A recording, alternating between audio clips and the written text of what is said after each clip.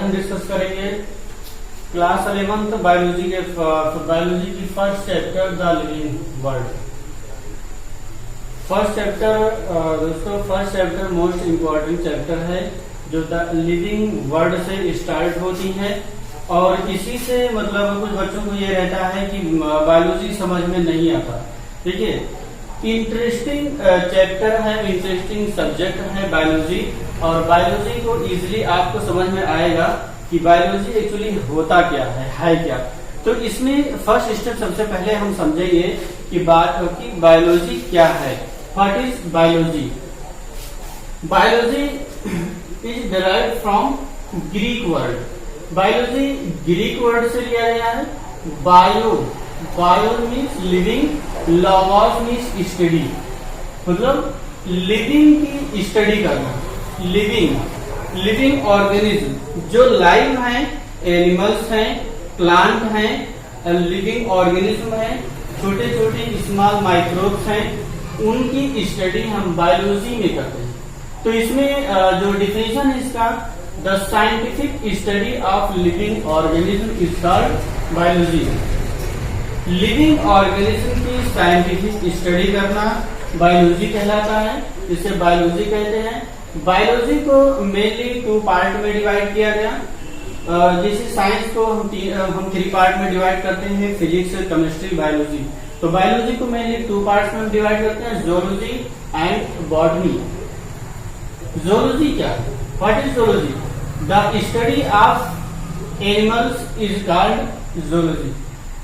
Animals की study करना, animals से रिलेटेड जानना, स्टडी करना, उससे रिलेटेड रीडिंग करना, पढ़ना, उसको हम जूलॉजी कहते हैं। इसको ग्रीक वर्ड से डिफाइन किया गया है। Greek word zoon means animal, logos means study. इसमें अगर हम लोग बहुत ज्यादा केयर करेंगे तो जूलॉजी हेडिंग, ये जो आपका हेडिंग है उसमें ही आंसर छिपा रहता है कि जो जूलॉजी है उसका डिफिनेशन क्या होगा। ग्रीक वर्ड से डिफाइन किया गया है। Zoon means animal, logos means study. The study of animals is called zoology. The study of plant is called botany. Greek word से, इसको ग्रीक वर्ड से डिराइव किया गया है। Botane means herb. ये वर्ड इंपॉर्टेंट है, थोड़ा समझने की जरूरत है कि herb means the plant, lower plant, higher plant, trees, जो छोटे बड़े जो प्लांट्स होते हैं उससे रिलेटेड उस ग्रुप को हम हर्ब वर्ड से यूज करते हैं, बॉटेन। इसमें अब हम देखेंगे कि सबसे पहले की जो बायोलॉजी है, तो बायोलॉजी किसी ने यूज किया होगा, किसी ने बायोलॉजी से रिलेटेड उस चैप्टर को लिखा होगा, यानी बुक को लिखा होगा, बायोलॉजी वर्ड यूज किया होगा। तो क्या होते हैं? साइंटिफिक होते हैं। अगर हम कोई भी चैप्टर या कोई भी लिविंग ऑर्गेनिज्म को सर्च करते हैं, उसके बाद लाके हम अपने बुक में ऐड करते हैं, तो क्या साइंटिस्ट कहलाते हैं। तो यहाँ पर जो साइंटिस्ट हैं बायोलॉजी को, अरिस्टोटिल इनको फादर ऑफ बायोलॉजी कहते हैं। हिंदी में इनको अरस्तु कहा जाता है। इन्होंने प्लांट और एनिमल्स से रिलेटेड, एनिमल्स को सबसे पहले इन्होंने डिफाइन किया कि ये प्लांट्स हैं और एनिमल्स हैं। इसके प्लांट और एनिमल्स के अकॉर्डिंग इसमें एनिमल्स को भी 2 पार्ट में डिवाइड किया गया है। उसको भी मैं नेक्स्ट सेशन में हम डिफाइन करेंगे कि उस एनिमल्स को जिसमें रेड ब्लड होता है और जिसमें रेड ब्लड नहीं होता है, अरिस्टोटिल ने किस लेवल पे उसको कैटेगराइज किया, नेक्स्ट स्टेप में हम डिस्कस करेंगे। तो नेक्स्ट, फादर ऑफ जूलॉजी, ये भी अरिस्टोटिल को फादर ऑफ जूलॉजी कहते हैं। Father of botany Theophrastus. तो इतना आपको समझ में आया कि व्हाट इज बायोलॉजी क्या है, इनके कितने टाइप होती हैं और इनके फादर कौन है। अब हम बात करेंगे द लिविंग वर्ल्ड में introduction, characteristics of life, biodiversity, life की characteristics, biodiversity, binomial nomenclature, need for nomenclature, nomenclature क्यों जरूरी है, क्लासिफिकेशन, इसको लिविंग ऑर्गेनिज्म को स्टेप बाय क्लास वाइज कैसे कैटेगराइज करते हैं, डिवाइड करते हैं, taxonomy, the study of classification इसका टैक्सोनॉमी, टैक्सोनॉमिक कैटेगरीज, इसमें फर्स्ट जो लिविंग ऑर्गेनिज्म है किस स्पीसीज से बिलोंग करता है, species, genus, family, order, class, phylum and kingdom, इसको एक सिस्टम, एक सिस्टमेटिक वे के थ्रू हम species, genus, family, order, class, phylum को हम डिवाइड करते हैं और इस तरह से नेक्स्ट बाय स्टेप एक टॉपिक को हम स्टडी करते हैं। नेक्स्ट लिविंग ऑर्गेनिज्म में first topic what is living, living क्या है। तो सबसे पहले हमें समझेंगे कि लिविंग क्या है। What is growth is usually defined as the increase in number, in mass and number of individual organism. एक जो इंडिविजुअल है, ऑर्गेनिज्म है, उसके बॉडी के नंबर इंक्रीज करेंगे या तो उनका जो मास है वो भी मतलब इंक्रीज करता है। Humans usually grow up to certain age, जो ह्यूमंस हैं वो ह्यूमंस एक एज तक उनके बॉडी का ग्रोथ होता है, यानी एक एज तक बॉडी का डेवलपमेंट होता है, ग्रोथ, यानी जो लेंथ है बॉडी की, हाइट है, उस हाइट की जो लंबाई हाइट है, उस हाइट की जो लेंथ है एक लिमिट तक ग्रो करती है और उसके बाद में स्टॉप हो जाती है। लेकिन जो सेल्स है वो सेल्स डैमेज होते हैं, उनमें रिपेयरिंग होती है और रिपेयरिंग होने के बाद न्यू सेल का फॉर्मेशन होता है, तो सेल डेवलप करते रहते हैं। तो डेवलपमेंट कंटिन्यू लिविंग हमारे बॉडी में होता रहता है।